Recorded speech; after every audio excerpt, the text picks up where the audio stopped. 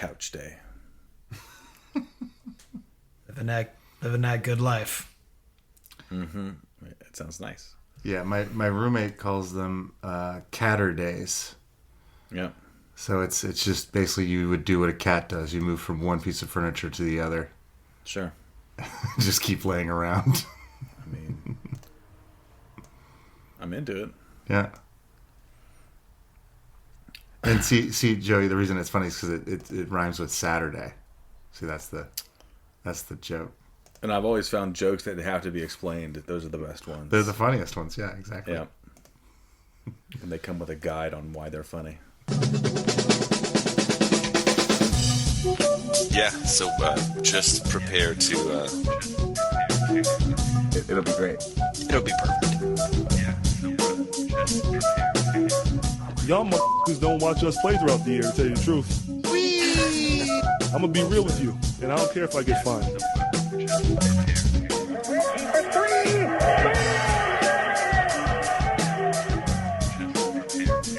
That must be Jervis with a string down. That train is off the tracks. Who doesn't love the bouncy castle? Hitler. Just prepare to... yeah, so just prepare to be awash in undebeatable goodness.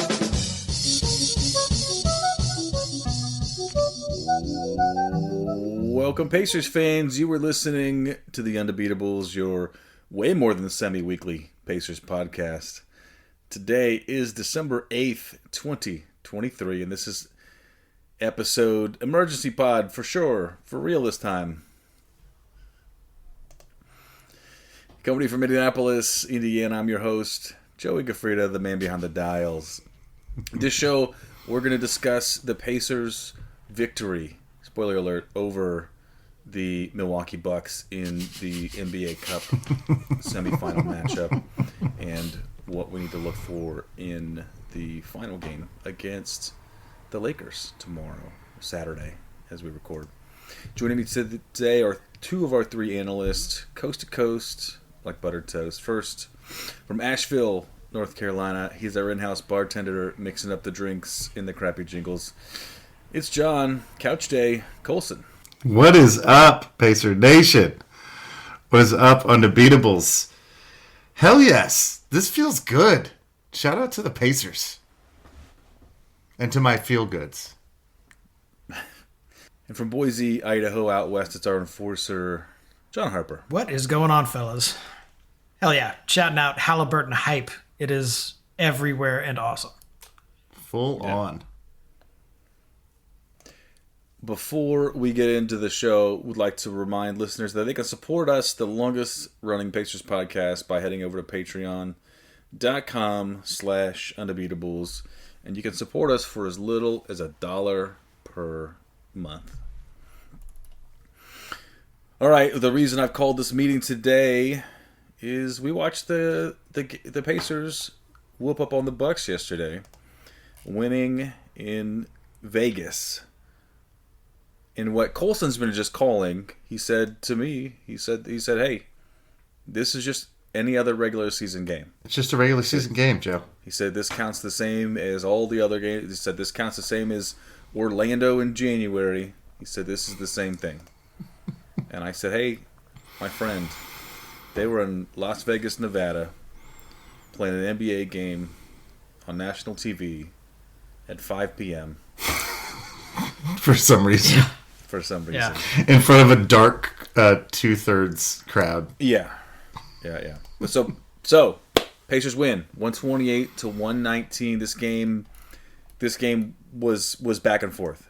Their Pacers were down at half, I think by 9 or so, and is that right? No, we were down 2 at the end of the first. I think we were up 12 or 13 at halftime. Oh, okay, that's right. Yeah. That's right. Yeah. Been up 12. And then it, but Be yeah, 60, but then it 51. got, yeah, but And then then we it give got, up a 43-point third. yes, That's- exactly. that's Then what we I went was- down, going into the Okay, fourth. that's what I was. So yeah, Back and forth, I didn't feel like you said. I think that I didn't feel good, I guess, about that the lead going into half, but and for a good reason. The Bucks came out and smacked us in the face. Immediately erased it. Yeah. Yeah.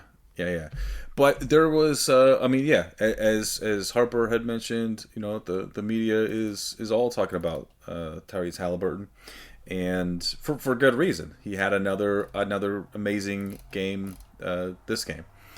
His stat line ends up with 27 points, 15 assists, 7 rebounds, and still had a no block turnovers. in there, and still no turnovers. So I guess I do need to mention that. Yeah. I guess it's assumed at this point that he just doesn't have a turnover. Just he's never impervious turns to the ball over.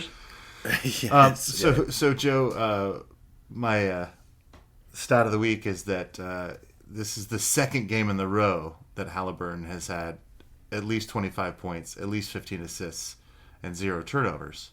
You're like, oh, that's a fun cherry-picked stat. He's had 3 this season. Yeah. No one in the history of the NBA has more than one of those games in their career. So the back-to-back thing is not really the stat. It's that he's done it 3 times. It's incredible. It's freaking crazy. It's incredible. Can you name 4 other people that have done that? Yeah. It's like Jokic, Stockton, Magic. Yeah. And Jerry West or something. I think Harden maybe. Harden. You can see Harden. LeBron James and Chris Paul have all had. Yeah, LeBron James and Chris Paul. Westbrook might have done it and then followed it up with a 15 turnover game to revert to the mean. Yeah. Yeah. Well, one item that's a little bit less fun. Andrew Nembhard was going up for a layup and injured himself. You could see when he was going up that his ankle didn't plant correctly, and it looks like he's got a knee injury. He's not going. He will miss the final, but they're hoping that he'll be back sooner than maybe they were worried about. But he will not be playing in the game on Saturday. That is. Yeah. So he's definitely out tomorrow, and he is questionable after that. So it does seem like it maybe is not that big. Yeah, as long as there's no structural damage, hey, we'll take it. I mean, it looked like it hurt. Yeah, and he was brilliant in this game. Oh, he was playing great. So I guess my first shout out on this is, I mean, there's so many people to shout out, but the bench won this game for us. T.J. McConnell, Andrew Nembhard, Aaron Nesmith, and Isaiah Jackson were just fantastic. They did everything we asked them to do and more. We asked Nesmith as well as Toppin to guard Giannis Antetokounmpo. And he did what he wanted to do, but we made his life hard. And I was really impressed by that. In fact, Dame and Giannis kind of did whatever they wanted, but we gave them so much trouble offensively. Particularly, I think, they went to the zone to kind of slow down our three-point shooting, which did work. We were shot terrible from three-point range this game, 21%, I think. And normally how we win games is from the three-point line. They went to a zone, and we just carved them up in the soft middle of that zone. We just took 3 steps forward and started canning 12-footers. Exactly. Like, Bruce Bowen was like, oh, what? He's like, thank you. I could shoot from the free throw line? And Nembhard had a couple of those had too, like where 4 in a row, like when we really needed him. He just right in the middle of that zone. Halliburton the same. Just beautiful to watch. Like, yeah, bring the zone. Come on, do it. I felt like from Nembhard a couple times, like almost missed some of those because he'd start looking around. It's like there's nobody here. Yeah. Yeah, Carlisle threw me a little curveball in this one. I thought he was going to go deeper in the bench in the first game against Boston, but he was real tight in that road, and he brought the boys out in this one, especially Isaiah Jackson. Saw extended minutes. Nesmith gets my non-Halliburton pog in this one. I mean, he was working his tail off out there. Yes, and look, Antetokounmpo ends up 37 points, 10 rebounds on 19 shots. So it would be ridiculous to say that we shut him down. But we did a good job on him. We worked really hard, and we made him work hard. And there's just no good way to match up with that guy with his size, speed, handles, strength. You can't. And Neesmith is a head shorter than him, and then some. And then some, yeah. But he did an incredible job, and he's starting to answer the question of who our go-to defender is going to be on the perimeter. Mm-hmm. That's really exciting to see from him. I just can't say enough about how hard he worked. You look at his stat line and you say this guy didn't have a good game, but you watch the film and he was out there busting his tail, and it was really awesome to see that effort. And when our three ball's not going down, it makes that little stuff makes all the difference. Yeah. Well, I guess I look. Yeah. I look, and he's got 6 points, and that's about it. And I was like, oh, I don't care. Like anything on there is bonus for what he was doing already. Mm-hmm. Well, he hit a huge three down the stretch. Yeah, he did. Right at the end of the shot clock. But yeah, otherwise a tough night shooting. But it was just in his jersey, in Giannis's jersey. Took a charge. Was just always, which can't feel good. And he tried to take a couple other He ones. did, yeah. He took one from foul. Lopez too, which I thought he got there, but it didn't go. I did his way. too. But yeah, those things are going to happen. In a lot of ways, I thought we got lucky in this game. In the first half, big game Dame is just ice cold. He can't hit a thing. He's getting looks. He just can't hit nothing. He gets untracked in the third and starts lighting us up, and then it doesn't matter at all if you guard him or not. He's just going to be cannon shots. Brooke Lopez wasn't shooting the three ball very well. They had some shots down the stretch where they could have pulled away from us a little bit. We got a little bit lucky that they missed a few of those, but we really did our part and paid it off on the other end and stayed with it. This was a very close game until the last minute and a half. Mm-hmm. Yeah. It's not near. It's way closer than the score suggests. It could have gone the other way easily. And we won the rebounding battle. We did 51-46, which is not like us. It's not like us, and particularly with the team with the size that Milwaukee has. And looking at the box score too, Harper, you had mentioned that the bench won the game. I look at the plus minuses. Neesmith plus 16, Mathurin plus 17, Jackson plus 14. I mean, that is, that's how you win a game. In the game. Yeah. Well, they also don't have much of a bench. Our depth, I thought, beat them in a lot of ways. Because we had not only Toppin. I think Jason was giving Toppin a bunch of credit for how he played Miami against Boston. Jimmy Butler. He was talking about how good Toppin played against Jimmy Butler, and he is kind of becoming our go-to guy on that front end. But if you can bring Neesmith on right after that as a bulldog, you're going to wear down a star. I mean, yeah, you're right. He scored 37 points, but there was always somebody on him that was going to play defense and play hard. Yep. And shout out to Buddy Hield on the rebounding side, I think. Guy rips down 11 boards for you. I mean, I don't think I've ever seen it. And he doesn't double-double. That's the amazing thing. You'd think that's a guaranteed double-double for Buddy, but he goes 0 of 6 from three-point land, but finding ways to be vital to his team, grinding it out in the paint. I mean, you got to love that.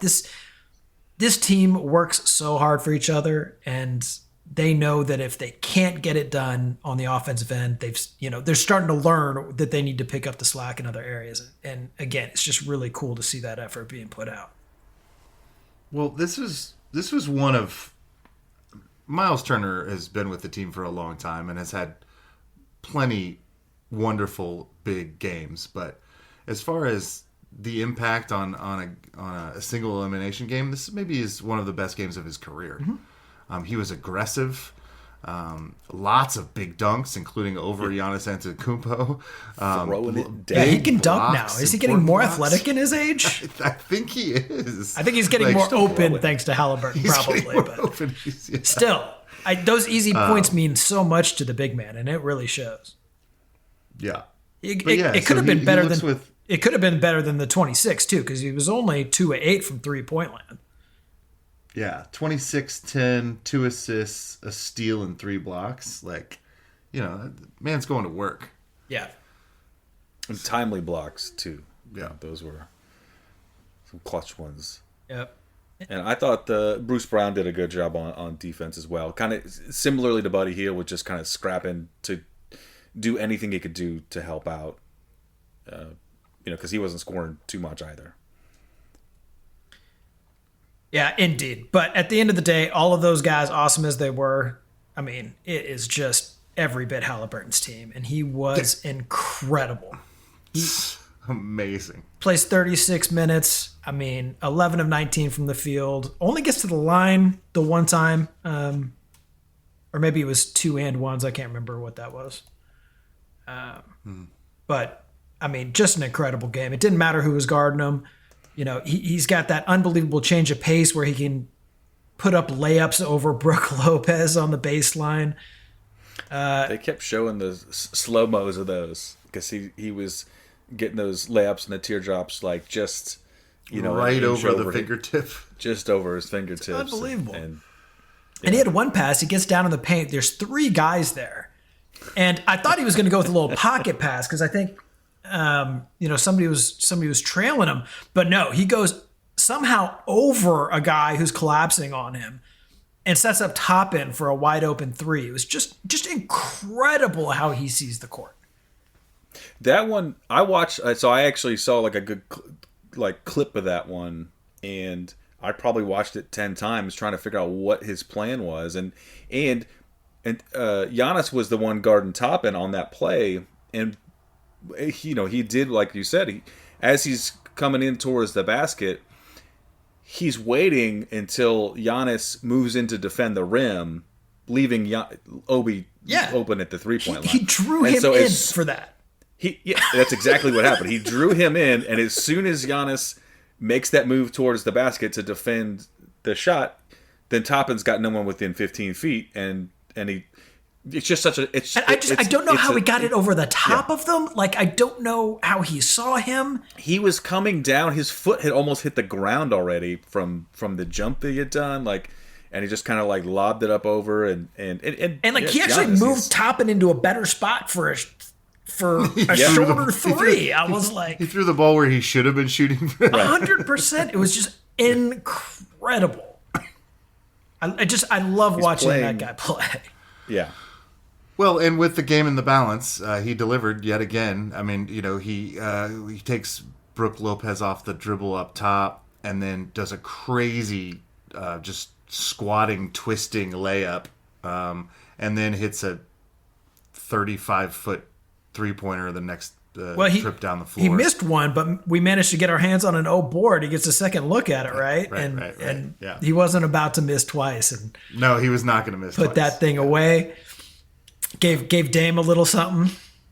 Checked his watch. He was checking his time there. It was Dame time? It was not Dame time. It was not Dame time. Dame. I did I don't know if you guys saw the interviews after, but Lillard said, "Hey, I learned when I was young, like don't dish it out if you can't take it, and you never know when the tables turn." He was very cordial about his celebration being used sort of against him, and it didn't seem like it was malicious. But it was celebratory, and it's because we've all seen what Dame has done. We've watched him end series, and he's done so much of.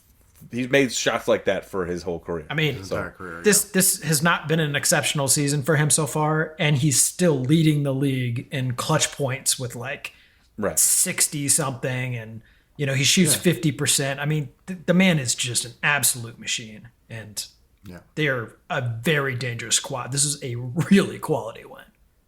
It was when he got hot and Giannis was still kind of doing what he wanted to do. I was just so terrified. How do you beat these guys, right? How do you beat this? And then so you managed to can them up. Oh, there's Middleton. Great. Right. Sure. A guy who won them a championship. He did do that. Yeah. And you said Brook Lopez missed some threes, but he started out the game with back-to-back threes. He canned him early. Oh man. I know. It's gonna be a long night out here. It's gonna be a long night. That's right. And I'll say, too, to your point, Joey, it seems like these guys really do get along. I know there's a lot of people who just believe that everyone has to hate each other in order for competition to be high. But Tyrese Halliburton seems like the guy who's willing to prove them wrong. I mean, everybody seems to like him on both sides of the ball. anyone who's going to say that they're not competing at a super high level is not watching the film. What did Reggie Miller say? He said we're watching the making. We're watching the making of a superstar in real time. He said it about 3 times. Did you not get it? In real time. No, I only caught it the first time. But we're watching it in real time. Watching it in real time. The making of a superstar in real time. I do want to get to the matchup with the Lakers, but before that, what was your favorite play of the game? I'll tell you, my favorite one was Halliburton's. I mean, it's the offense that they run, but it was Halliburton's, half court lob to Obi Toppin. Which one? These come. The one in the fourth quarter, I think, is what gotcha. The thing is, like, these come after made baskets. Like, they're defendable if you're ready, but no one's ever ready for just constant. It's just a constant attack. I mean, on that play, Brook Lopez and Giannis were at the free throw line. They had run down the court. Right. They had done that, and they still got yoked on. It's just It's incredible. It's incredible. Yeah. What? So, Harper, any other standout plays from that one? So I mean, for sure, my favorite play was the one where he finds Toppin out on the 3-point line. The other one that I loved was just, a prime TJ McConnell example where he's just out there, he's guarding the inbound, and he doesn't even really steal the ball, but he's just in somebody's shirt. And, he forces a turnover on an inbound from Campaign that just looked like the easiest play of the night, and he wins us a free possession. I love the way that guy does the little things. Right in front of our bench, too. Oh, yeah. So great. Actually, mine's McConnell as well. When he flies in for the tip in, he's the shortest guy on the court. That was ridiculous. There's like 3 7-foot dudes, from the other team around the basket. He just flies in and gets the tip in. Fantastic and really important. I mean, I think it tied us up or got us. I mean, it was a really close game at that point. Definitely come in close to the game. Yeah, no, he had a good tip in, and Miles Turner had another one late as well. But Turner's way bigger and closer to the basket already. So exactly. Yeah, McConnell's my height. Yeah. Yeah. That's crazy. So dear. What a just a joyous game. And it was very similar to the Boston game in the sense that, we're going against a team that's on paper better, has a better record, it's a back and forth game the whole time, and then down the stretch we out execute a team that has that's won a championship. This is a fantastic win. It is. So that win gives us a ticket to the game on Saturday, and the Lakers played the Pelicans after the Pacers game yesterday evening. I don't think they played them. I think they dismantled them. Yeah. Well, one of the teams was there. And, yeah. Lakers took that Zion one handily. was still taking a nap in that one. Yeah. So Pacers taking on the Lakers, 8:30 p.m. Saturday evening is the final. This game, it's winner gets the NBA Cup and $500,000 per player. I don't know if you guys. I saw an interview with LeBron. Somebody after the last game said, "Hey, it's December, isn't it a little early in the year for you to be taking a charge at your age?" And he said, "Not for $500K." So. Well, that's funny because after the game, he was saying all of the opposite of that. This is just, this is December. This is a game in December. Let's not get overexcited. Sure. He clearly cares about this. I mean, the guy went 35-8. Yeah, he cares, but he's also a really good and mature leader, and he knows that keeping his team on an even keel is important. Right. After a 34-point blowout. Yeah. No, he's as good at this as anybody in the league in keeping his team on. Yeah. The history of the league, perhaps. Yeah, exactly. But yeah, no, it seems to me that it would be. I think LeBron would like to add first NBA cup to his resume. Does he even have any mantle left? He can build a. He'll new build mantle. a new mantle. Second mantle. A mantle on a mantle. He's probably got a team of Hall of Fame guys from the Hall of Fame that he hired to build him a bigger mantle. He said, T-Mac, T-Mac, what are you doing these days? No, You're in the Hall of Fame. I think T-Mac just holds the trophies for him, just all the Yeah, time. you just base T-Mac to just be there. Show him off like Vanna White. Yeah. And Mitch Richmond. Yeah. Like... Oh, dear. What are the things that we're looking for in the game in the final? I mean, look, it's we've already beat some of the best in the NBA to get to where we got. Look, I know it's LeBron. I know it's in the GOAT conversation, but he's doing crazy stuff, and his also I don't know. Anthony Davis is still running around somewhere. They've got a quality team, and they're going to be tough to beat. They were in the Western Conference Finals last year. Yeah, I mean, Colson, what are you looking for? How are we going to slow down? Their big name guys. We're not. I mean, Joey, that's not what we do. No, so I mean, I was really concerned about dealing with the size of Milwaukee, and we out rebounded them. I mean, I don't know what this team is capable of at this point. Like, we shot 21% from 3-point line, and we still won this game. Like, I don't know. I don't think we're going to slow anybody down. I think LeBron is going to go for 40, and I think we might still win this game. I mean, I would love a strategy here. I mean, but like the Bucks threw everything at us. They threw different looks. They threw different defenders on Halliburton. They throw zone, and we picked it apart. I mean, it's just I don't know how you stop us. Well, one thing, if we go sort of in the same vein is we, run, and LeBron. We've seen LeBron for a while now. He conserves as much energy as he can, and expends it as judiciously as he's able to, depending on the game situation. But I think that we were pressing, full court press for in spurts this last game, which will burn you if you do it too much. But when you do it occasionally, it tires them out and potentially can force some mistakes. So and we can go 10 deep. I mean, especially with our guard play. Maybe without Nembhard, but worth noting that due to the aforementioned 34-point blowout, LeBron played 22 minutes the other night for his 35-8. So Jesus. I think he'll probably have a little bit left in the tank. And one thing these guys can throw at us and Milwaukee can't is 2 MVPs. I mean, right. Anthony Davis and LeBron are, these guys are first ballot Hall of Famers for sure. I mean, they've got. But so are Dame and Antetokounmpo. I would argue that it's a tougher matchup for us. Like, LeBron is GOAT territory, and Anthony Davis, when he's healthy, is one of the motivated. best to ever play the game. And 16 and 15,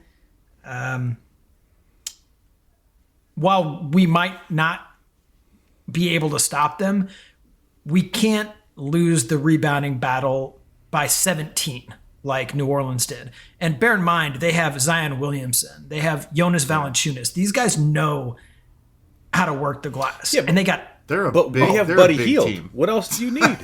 We have Buddy Hield to give us rip down 11 boards. Yep. Yeah. No, I mean, I'm not predicting us to win the cup, even though it sounds like I am. I think LeBron has broken my heart so many times that I'm just ready. You starting to think it's personal.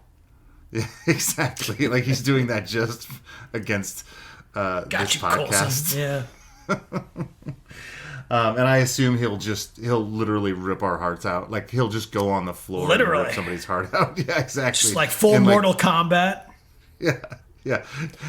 Temple of Doom style, like 30 seconds left, just rip out Neesmith's heart or something. It's going to be crazy. Ugh. I was thinking that the ratings are good enough that they won't have to do that. But Yeah, I thought they saved that for the playoffs, but sure do hope they brought a lot of mops. Yeah, I only saw them use them with those hand towels. I don't. It's gonna be a sticky situation. See what you did there.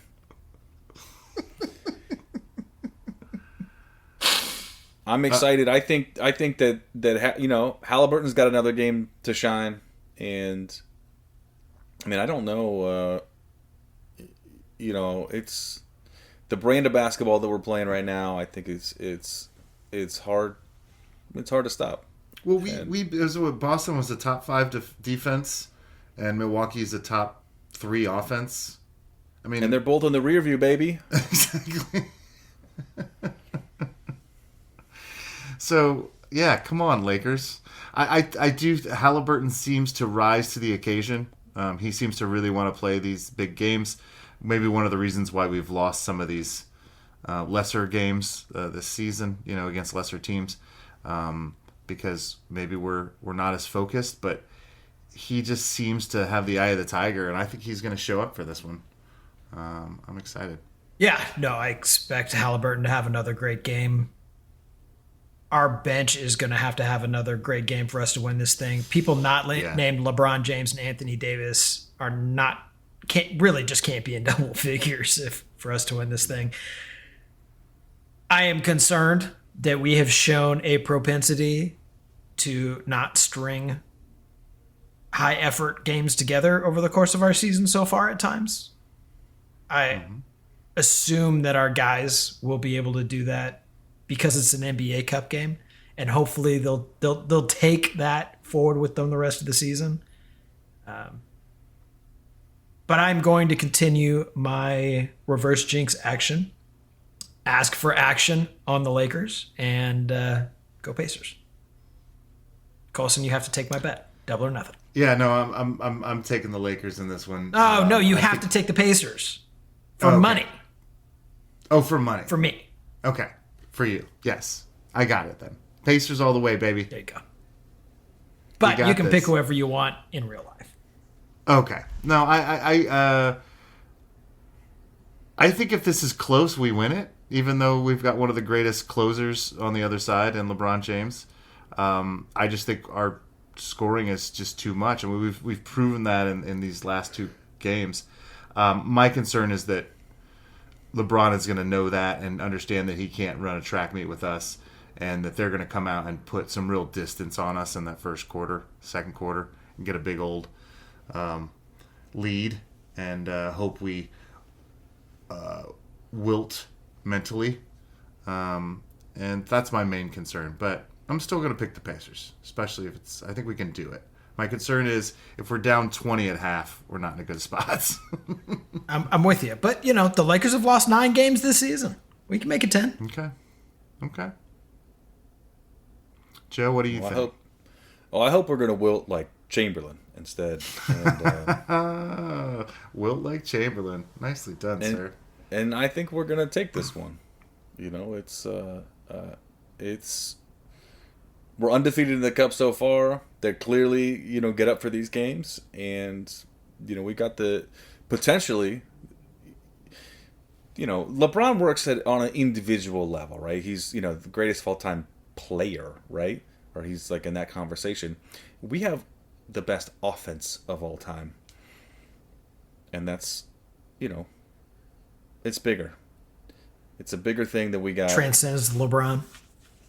It does. It transcends single players. We've got a functioning unit working together. And this train hasn't slowed down yet.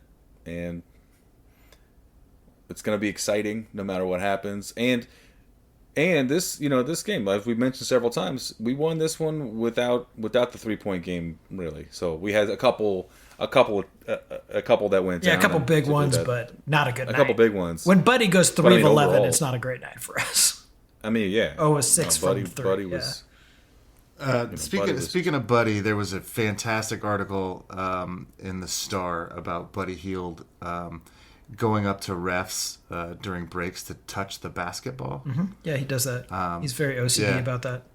Yeah, and this is a line from it. It says, "When practice ends, most of the Pacers spend extra time shooting three-pointers afterward, but most of the rest of them have assistants, player development personnel, or teammates rebound for them when they shoot.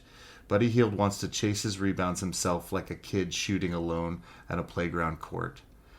That's just Buddy, TJ McConnell said. "I'm being serious when I say this.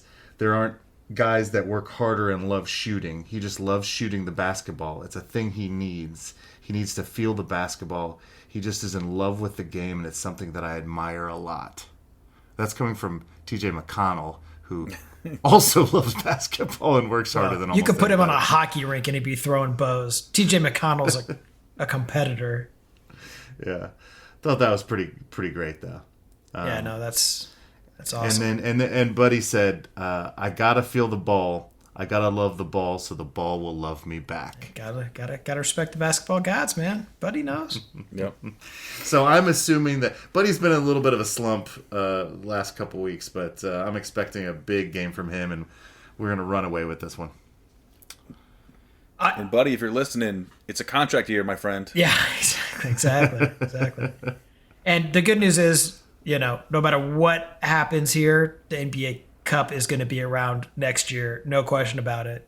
It's been incredible. Even if you're not a Homer Pacer fan like I am. It's just the level of play has been fantastic. Agreed. Absolutely. And And the this Pelicans accepted. I mean, but they were good during. Clearly, they Yeah, were their good enough. prior to games were fun to watch. Yeah. Also, They laid an egg, but- this is fun. We're the Pacers and the Lakers are the only two undefeated teams.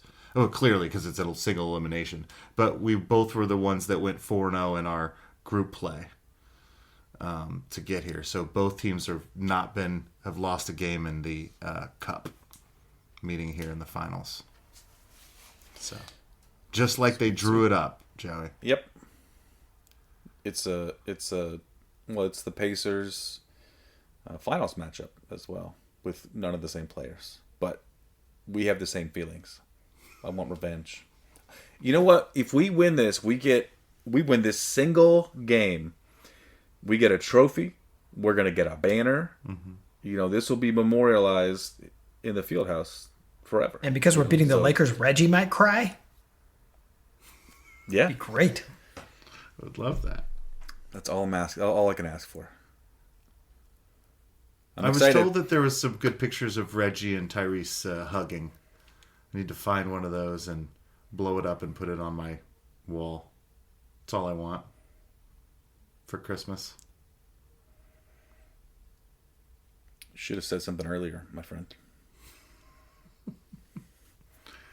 Can't take That's that. just for all Alright, the team. Patreons out there, Yeah.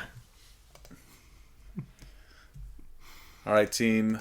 I think let's end it here. I'm excited to watch this game. They're having, if you haven't heard and you're in town, they're having a watch party at the Fieldhouse. I think the tickets are free. It is sold out, my friend. Oh, is it? Yep. Dang. I went to check All their right. link and it said this is no longer available. The thing is sold out. Woo! So. That's nice. Yeah, that's nice. Well, I'm excited to see some We have sweet a live. packed house with no Yeah. basketballs being played. I love Well, it. they've got. Well, they'll have the massive TV at the middle is what they'll be doing. So. And they Sweet. did say they've had live performances. I'm assuming the, Boomer will be there or something. No, actually, he's in Vegas, No, right? Boomer's in Vegas, so maybe they're just gonna just have an open mic or something like that and say, hey, A little slam poetry. who wants to sing some "Turn Out the Lights"? Anybody out there with that skill set? I gotta go. For the architect, Donnie Walsh, and our once and always Hall of Fame coach, Bobby Sick-Leonard. Just like I do it tomorrow at the Fieldhouse. Turn out the lights, the party's over. Gotta be honest, I was looking for some slam poetry. We can wait. There's still time.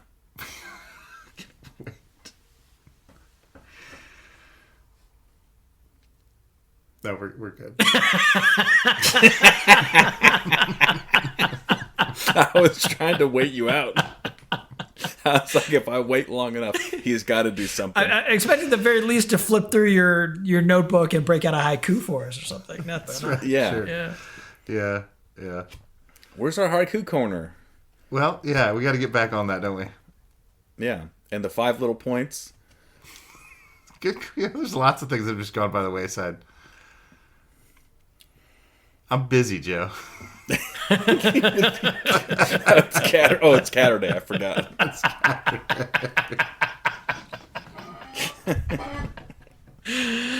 I almost fell out of my chair. Nailed it.